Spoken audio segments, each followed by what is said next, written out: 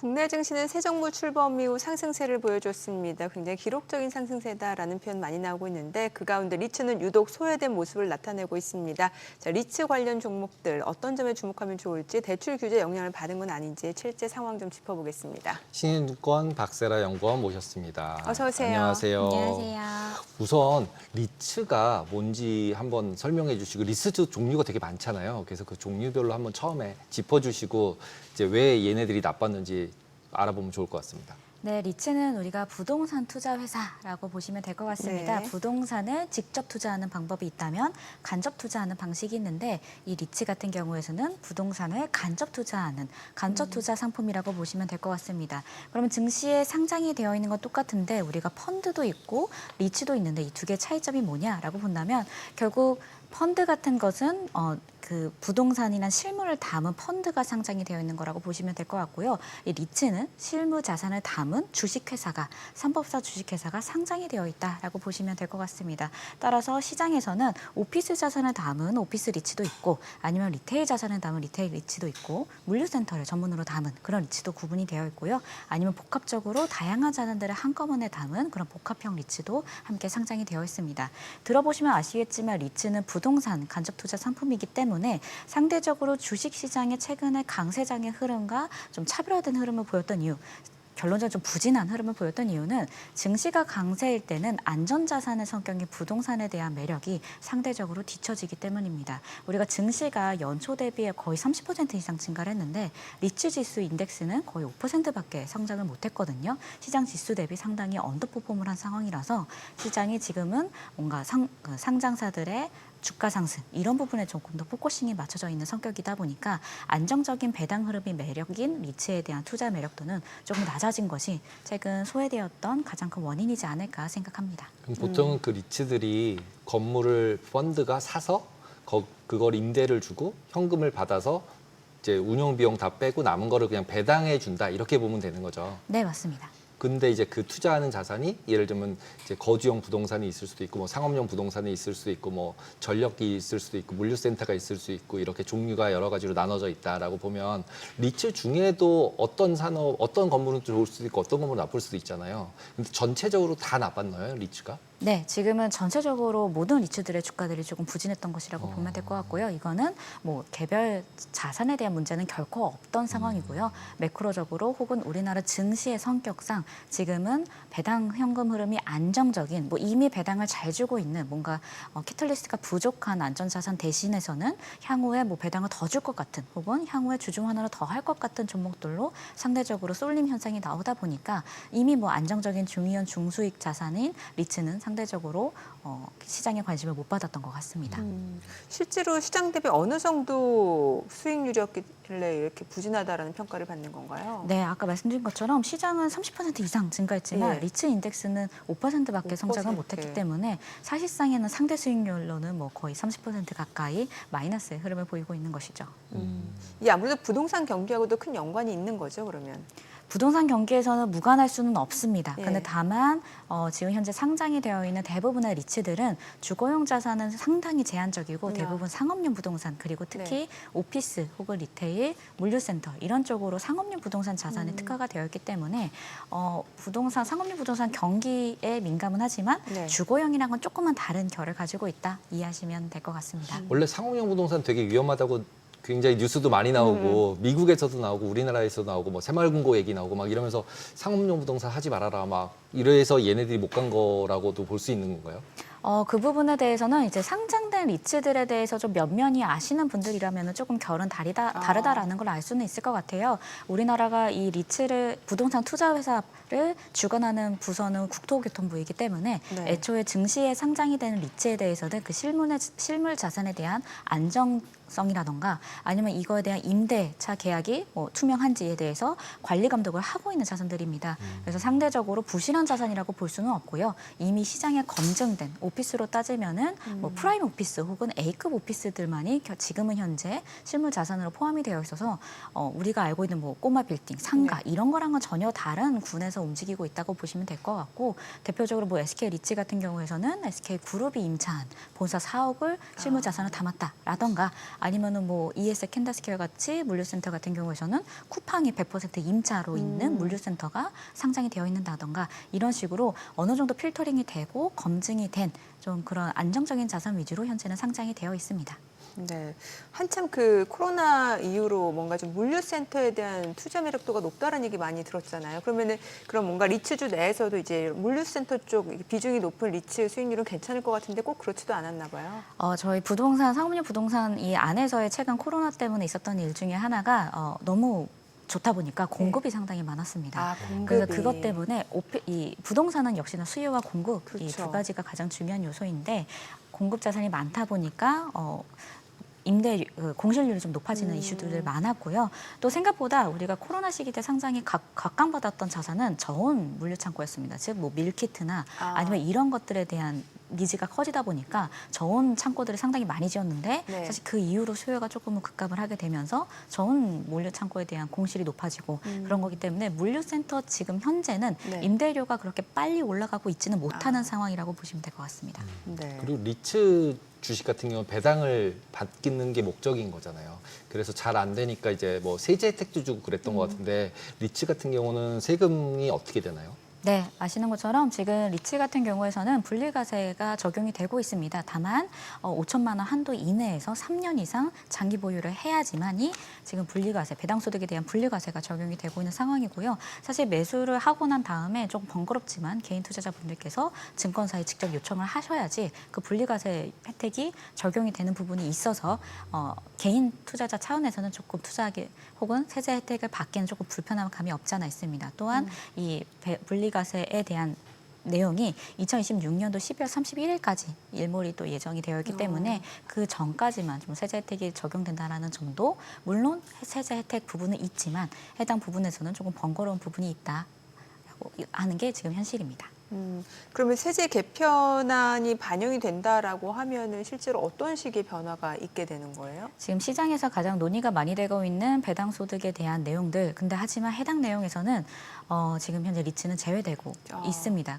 이 법안의 취지 자체가 현재 시장에서 우리나라 상장사들이 주주한테 배당을 주는 거에 너무 인색하다. 네. 우리나라의 밸류업을 위해서라도 배당 성향을 높여야 된다라는 취지로서 법안이 진행이 되고 있는 부분이라서 이미 배당 성향이 상당히 높은 리츠 같은 경우는 배당 가능 이익의 90% 이상을 의무적으로 배당을 해야 되기 때문에 사실 이 입법 제한의 취지와는 조금 맞지 않는 상품이 된 거죠. 그래서 결론적으로는 지금 리츠를 제외하고 배당 소득에 대한 분리과세에 대한 세제 개편안이 진행이 되고 있기 때문에 네. 리츠 입장에서는 조금 억울한 감도 없지 않아 그러네요. 있습니다. 이런 세제 혜택에서 제외된다라고 하니까요. 그러면은 세금 혜택도 없고 업사이드도 별로 없고 이러면은 지금은 계속 하면 안 되는 건가요? 예를 들면 주가 지수가 폭락을 하거나 뭐 경기가 또 나빠지면 리츠도 안 좋을 거 아니에요. 그럼 언제 리츠를 해야 되는 거예요? 리츠라는 자산에 따라서 저희가 자산 배분 관점에서 전략적으로 비중을 조절해야 되는 전략 상품이라고 보시면 될 것 같습니다. 우리가 최근에 에셋 얼로케이션, 뭐 자산 배분 전략 이런 분야가 상당히 커지고 있는 것처럼 내가 리스크 자산에만 100% 모든 자산을 담는 것이 아니라 이제는 은퇴 이후에 은퇴 자금도 필요하고 나는 내 원금에 대해서 안정적으로 유지도 하고 싶지만 꼬박꼬박 월배당도 받고 싶다. 그런 상품에 투자하고 싶다 하시는 분들에게는 이 리츠라는 자산이 저희가 의무적으로 배당을 꼭 해야만 하고 또 실물 자산을 기반으로 하고 있기 때문에 임대 수익이 그렇게 크게 줄어들지도 않거든요. 그래서 그런 배당 현금 흐름 차원에서는 리츠는 상당히 매력적인 상품이긴 합니다. 따라서 배당 현금 흐름에 대한 매력도 혹은 당장의 주가 수익률은 좀 미비할 수 있어도 우리가 배당금을 포함한 기간 수익률로 따지면은 상당히 시장에서는 좀 안정적인 수익률을 계속적으로 실현할 수 있는 자산이거든요. 그런 차원에서는 우리가 지금은 우리 증시가 너무 화랑이니까 뭐 살짝 리츠 비중을 줄일 수는 있지만 결론적으로는 어느 정도 일정 비중을 꼭 넣고 가야 되는 그런 중요한 어떻게 보면 포트폴리오 배분 전략에 있어서 상당히 중요한 전략 상품이다라고 접근하시면 좋을 것 같습니다. 그럼 퇴직연금 뭐 이런 데서 사야 되겠네요. 그냥 보통 계좌에서 사면 안 되고. 그래서 지금 퇴직연금 쪽에서 꾸준하게 리츠 쪽에 대한 수요가 많이 증가를 하고 있는 상황이고요. 사실은 지금 당장 은퇴를 앞두신 분들보다는 지금 내가 직장인인데 향후 뭐 만 55세 이후, 60세 이후에 은퇴 자금을 받을 때 사실 이런 리츠 자산들은 시간을 두고 지속적으로 기간 수익률이 계속 높아지는 효과들 그리고 배당금이 계속적으로 들어오는 부분들이 있어서 오히려 젊은 뭐 20, 30대, 40대 분들이 조금 더 긴 기간을 두고서 리츠를 투자하기에는 보다 적합한 상품이라고 보실 수 있습니다. 네. 지금 리츠 관련 공시는 어디서 확인을 할 수 있는 거예요? 이것도 똑같이 주식회사이기 때문에 네. 저희가 일반적으로 보고 있는 전자공시 시스템에서도 확인을 하실 네. 수가 있고요. 네. 별도로 리츠 협회나 이런 차원에서 정보 시스템을 구축을 해놓기도 했습니다. 그러니까 이런 정보 시스템에 접속을 하시면은 네. 각 리츠마다 투자 보고서라든지 운영 보고서를 저희가 매번 제출을 해야 돼서 해당 사항에서 현재 임대 자산들이 어떻게 운영이 되고 있는지 보다 객관적인 사실들을 확인하실 수 있습니다. 네. 처음에 말씀해 주셨던 리츠랑 부동산 펀드랑 이제 개인이 투자를 한다면 약간 방식이 다르잖아요. 투자하는 방식이. 그러면 보통 어떤 게 더 개인에게 있어서는 유리한 건가요? 둘 중에 개인- 고른다면. 개인에게 있어서는 어떻게 보면 좀 무차별하실 수도 있습니다. 똑같이 나는 기준가의 변경에 따라서 뭐 부동산 펀드도 기준가액이 계속적으로 변경이 되잖아요. 그거에 대해서 저희가 향후에 뭐 주가 매도에 따른 차익을 받을 수도 있고 또 부동산 펀드 역시 분배금을 지급을 해줍니다. 그래서 어떻게 보면은 크게 큰 차이는 없을 수는 있습니다. 다만 리츠 같은 경우에서의 가장 펀드와의 차이점은 영속형 주식회사라는 점입니다. 펀드는 예를 들어서 5년 또는 7년 이내에 청산해야 되는 이슈가 있거든요. 하지만 리츠라는 거는 하나의 주식회사로서 영원히 지속이 되는 거기 때문에 나의 뭐 매력적인 그 기초 자산에 대한 판단도 다르겠지만 조금 더 긴 뭔가 타임 그 스프레드를 가지고 가겠다. 내가 그런 거를 가지고 들어가겠다라고 한다면은 리츠가 좀 더 긴 운용 차원에서는 매력적인 상품일 수 있을 것 같습니다. 그럼 리츠가 어떻게 보면 그 건물의 소유권을 가지고 있는 거니까 내가 리츠를 샀다. 그러면 그 건물의 몇백 분의 1만큼이 내가 가지고 있는 거다. 이렇게 생각할 수도 있는 건가요, 리츠는? 네, 맞습니다. 이제 건설 쪽 좀 여쭤볼게요. 지금 이제 지난달 6월 27일 정부가 6.27 대출 규제를 발표했는데 사실 저희가 이제 방송을 통해서도 많이 좀 짚어드리긴 했습니다만 어찌됐건 이게 대출 규제, 그러니까 수요를 억제한다라는 측면에서 지금 많은 영향을 주고 있는데 건설주에도 영향을 미쳤다라고 볼 수 있을까요? 건설주는 지금 6.27 그 대출 규제 이전에도 조금 어려운 국면을 많이 지나고 있어서 예. 아주 크리티컬한 영향을 준 거는 아니다만 하지만 다 주지하시다시피 확실히 분양 시장에 상당히 찬물을 끼얹은 그렇죠. 상황이기 때문에 예. 하반기에 예정되어 있는 상당히 많은 신규 분양 물량들에는 계획에는 일정 부분 차질이 생길 수밖에 없을 것 같습니다.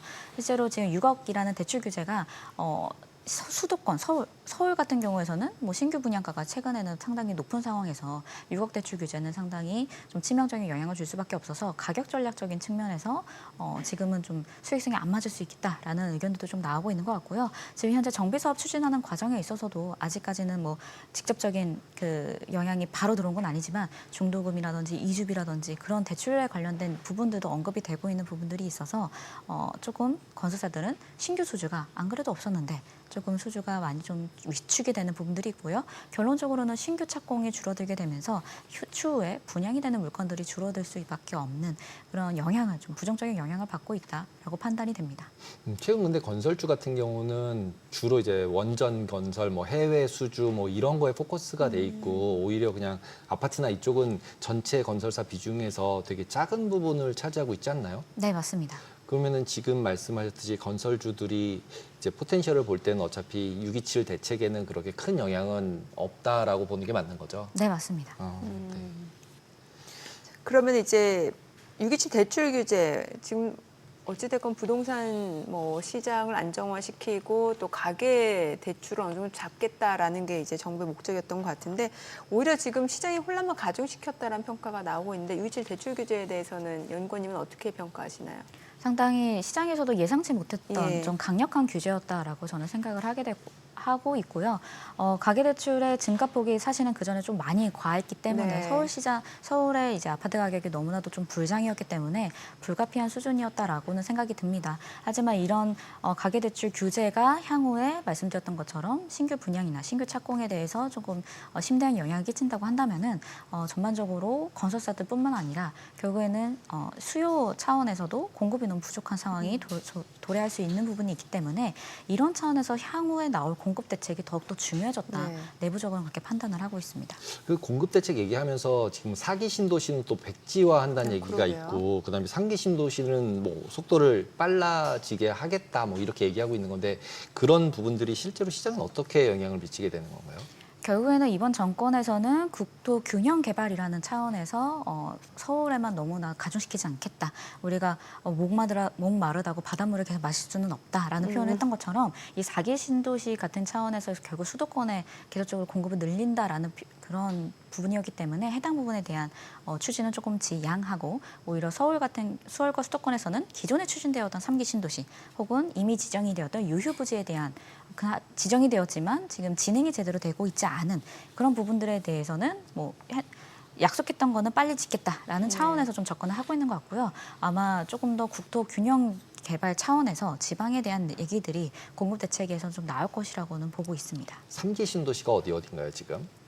지금 부천, 하남도 있고 저희가 부천도 있고 그 고향 창릉도 있고 이런 쪽에서 지금 진행이 되고 있는데 일부 사전 분양도 됐고 본 분양도 된 단지들도 있지만 아직 토지 수용이 좀 진행이 더딘 구간들도 분명히 존재를 합니다. 근데 이런 과정에서는 정부에서 추진하는 부분들이기 때문에 좀 행정적인 차원, 뭐 인허가적인 차원에서는 속도를 충분히 낼 수 있지 않을까 그런 차원에서 접근을 하고 있지 않을까 생각합니다. 네.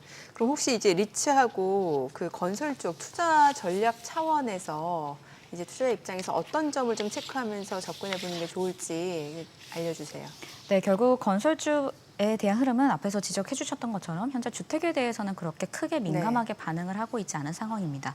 대형주와 중소건설사를 구분을 한다면 중소건설사들은 이런 주택에 대한 안 좋은 센티멘털이 이미 반영이 되었기 때문에 아직까지는 크게 모멘텀이 있는 상황은 아니고요. 네. 대형건설사들 같은 경우에는 오히려 뭐 말씀하셨던 것처럼 원전 혹은 해외 플랜트 이런 부분에 대해서 조금 더 민감하게 반응을 하고 있기 때문에 해당 부분에서의 긍정적인 이슈가 있을 만한 종목들을 조금 더 집중을 해서 보시는 게 좋다라고 생각을 하고 있습니다. 최근에 지금 실적 발표 시즌이긴 하는데 삼성 E&A라든가 현대건설 같은 차원에서 수주 파이프라인들을 계속 공개를 하고 있어서 해당 건설사들은 해외 모멘텀 위주로 보시는 게 좋을 것 같고 리츠 같은 경우에서는 결론적으로 하반기에 분명히 금리 인하라는 이런 이벤트가 있기는 하지만 증시가 상대적으로 강세장이 계속적으로 실현이 된다면 조금 더 소외되는 흐름은 어쩔 수 없다라고는 보고 있습니다. 다만 리츠는 우리가 주가 상승이 물론 중요하긴 하지만 전략적인 상품이다라는 차원에서 조금 더 장기적인 시결을 갖추고 내가 어떻게 위험 자산에만 뭐 배분을 하지 않고 중위험 자산에도 어느 정도 포션을 가져갈지를 고려를 하시면서 자산 배분 전략 차원에서 접근하시는 것이 유효하겠다라고 생각을 합니다. 네, 오늘 내용 잘 들었습니다. 고맙습니다.